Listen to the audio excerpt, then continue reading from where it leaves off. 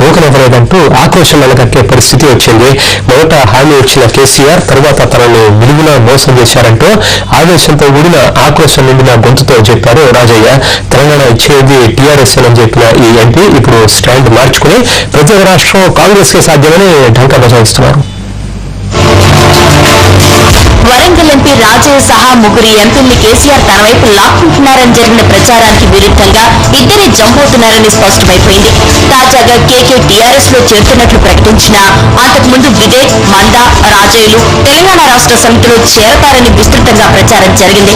వివేక్ ఇంట్లో జరిగిన మంత్రాల తర్వాత మందా, వివేకులు మాత్రమే టీఆర్ఎస్ లోకి వస్తున్నట్లు స్పష్టమైంది. మరి రాజయ్య ఎందుకు రానట్లు? మొదటి నుంచి జంపు జిల్లానీల లిస్ట్ లో ఉన్న రాజయ్య టీఆర్ఎస్ లో చేరకపోగా టీఆర్ఎస్ పై అంతెత్తులు లేచారు.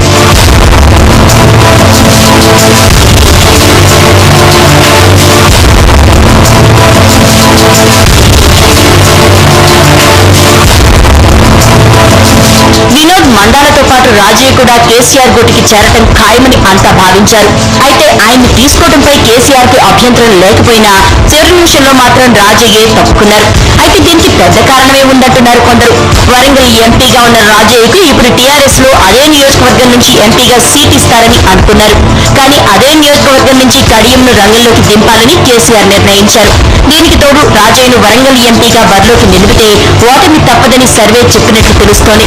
అందుకే కరీంనగర్ జిల్లా మానుకొండూరు అసెంబ్లీ నియోజకవర్గం నుంచి బరిలో దింపాలనుకున్నారు కేసీఆర్. కానీ అక్కడి నుంచి ఇప్పటికే ధూమ్ధామ్ అధ్యక్షుడు రస్మయి రేసులో ఉన్నారు. రస్మయికి టికెట్ ఇవ్వకపోయినా అక్కడి నుంచే బరిలో నిలవటానికి సిద్ధంగా ఉన్నారు. కాబట్టి పోటీ చేయడం మంచిది కాదనే అభిప్రాయంతో రాజయ్య ఉన్నారు. దీనికి తోడు కేసీఆర్ కూడా స్పష్టమైన హామీ ఇవ్వలేదట. అందుకే ఆయన కారెక్కకు పోగా తనను మోసం చేశారంటూ విరుచుకుపడ్డారు.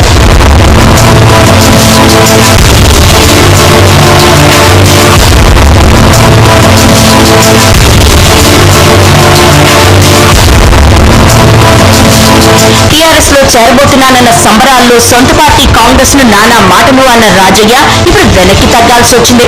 తెలంగాణను ఇవ్వడం అనేది కాంగ్రెస్ చేతిలోనే ఉందన్న ఆయన టీఆర్ఎస్ లో చేరే ప్రసక్తే లేదని తేల్చి చెప్పారు. టీఆర్ఎస్ నుంచి తనకు ఆహ్వానం ఉందని, కానీ చేరబోనని స్పష్టంగా చెప్పేశారు రాజయ్య.